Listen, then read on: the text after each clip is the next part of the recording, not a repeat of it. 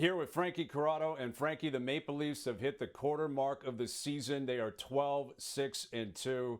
And now the question becomes, did they make the grade? It's time for us to grade forwards, defense, goalies, coaching. Let's begin with the forwards. Through 20 games, how would you grade the Maple Leafs?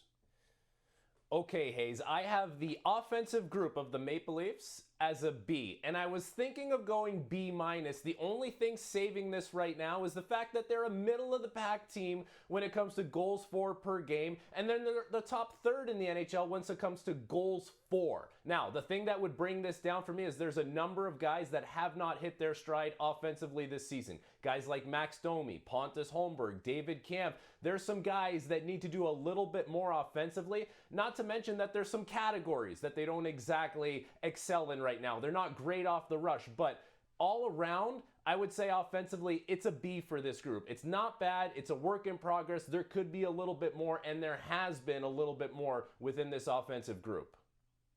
Okay, I'm a little bit of a harsher marker. I'm going to give them that B-. I am going to give them that B- because I think some of the numbers at 20 games are a little bit deceptive, including the power play numbers, because they've been so red hot the last 4 or 5 games. At the 15-game mark, that power play was an F.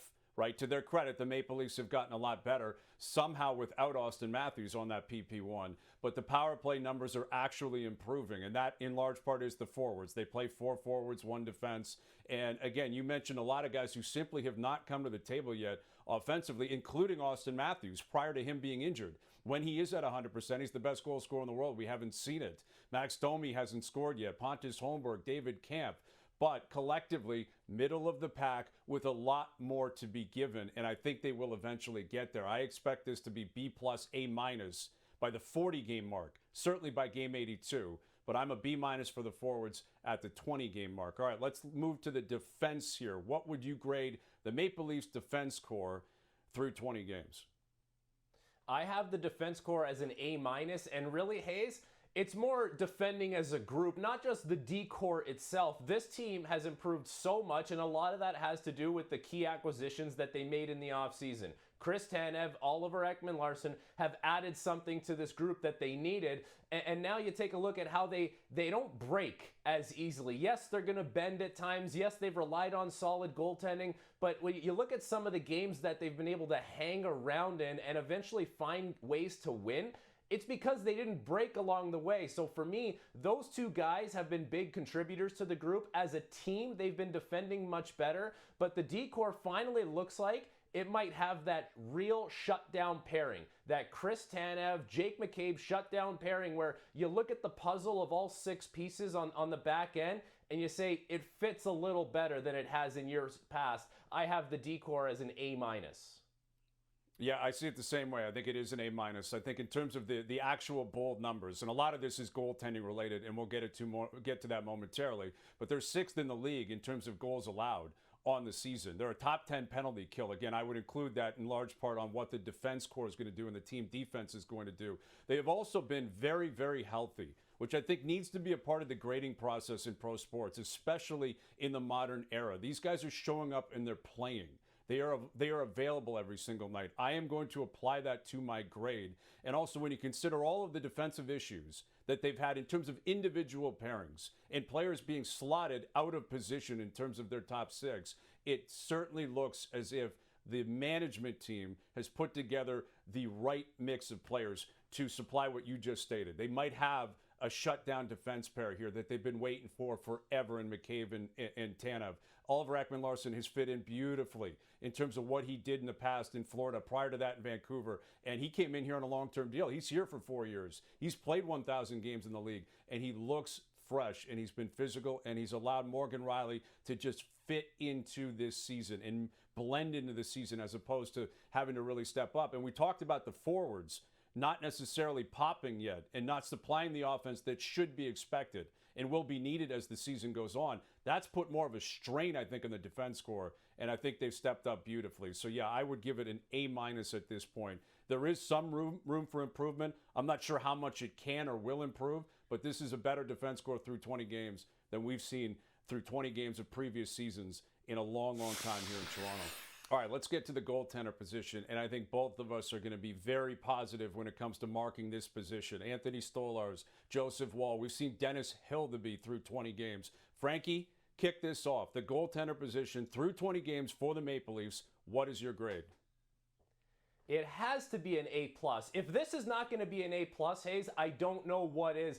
And a lot of that is predicated on Anthony Stolarz and how he has stolen the show this year in the crease for the Toronto Maple Leafs. You look at the stats around the NHL, he's top 5 in save percentage. He's top 5 in a number of other very important categories.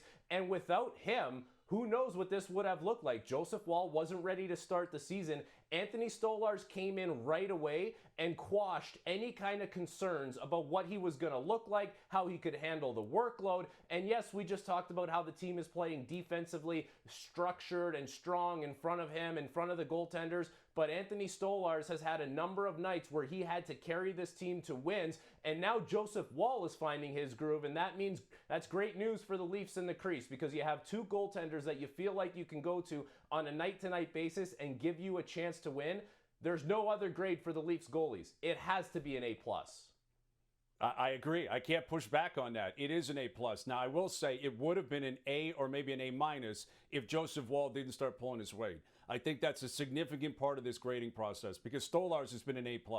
There's nothing else you can say. Anyone that's been watching Anthony Stolarz play as a Maple Leaf, he has been spectacular. He has been, in my opinion, their best player so far through 20 games. He has been outstanding. And Dennis Hildeby wasn't ready to be an NHL goalie every single night, but he stepped in and did so in a very admirable way. But Joseph Woll had to pull his weight. This is going to be a tandem. They're also not making a ton of money, which I think has to be a part of the grading process when you think of what the bar is and what you would expect out of these two guys.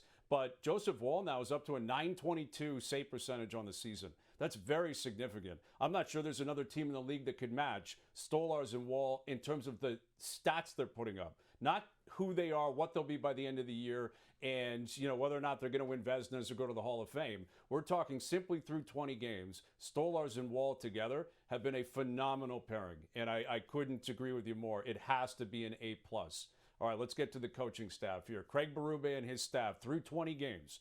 Again, Craig just got here. Through 20 games, the Leafs are 12-6-2. That's a pretty good start. How would you grade the coaching staff? I have the coaching staff getting an A, Brian, and I'll tell you why. You hear about what the coaches want to do, what they want to implement with this group, and then you say, okay, I'm hearing you, but now I need to see that. I need to see that replicated on the ice, and have you gotten your players to buy into that? And I would say the players have done that. All through training camp, we heard this was going to be a more direct, straight line type team. Yes, there have been some times where you see the east-west or the turnovers creep in, but for the most part, this group has really bought into what the coaching staff is preaching. Another thing that comes to mind is the penalty kill has been improved this year. And there's been a lot of nights where the Leafs have not wavered from their game plan. They could just kind of chipped away and eventually won those games. I'm not going to say that's totally different from in years past, but it does have a different kind of feel to it. And the narratives that we were hearing from training camp and the start of the season, you can sit there and say, I am seeing that play out on the ice, so you have to give the coaching staff a good grade. I give them an A. Okay, I'm going to give them a B+. So I'm going to be a little bit of a more difficult marker when it comes to the coaching staff for two reasons in particular. The penalty kill has been very good. The power play up until recently was not. It was a real issue for this team through 14, 15 games. It's come around. There's too much talent on this team. It was a big part of the coaching transition, bringing in Marc Savard, Craig Berube and his staff, finding a way to make that power play pop because it was such an issue down the stretch and into the playoffs last year. Now it's up to 13th or tied for 13th in the NHL, which again looks good, but that's in large part because of what's happened in the last 4 or 5 games. The power play's got to continue to improve. I'm going to lay that at the feet of the staff to an extent.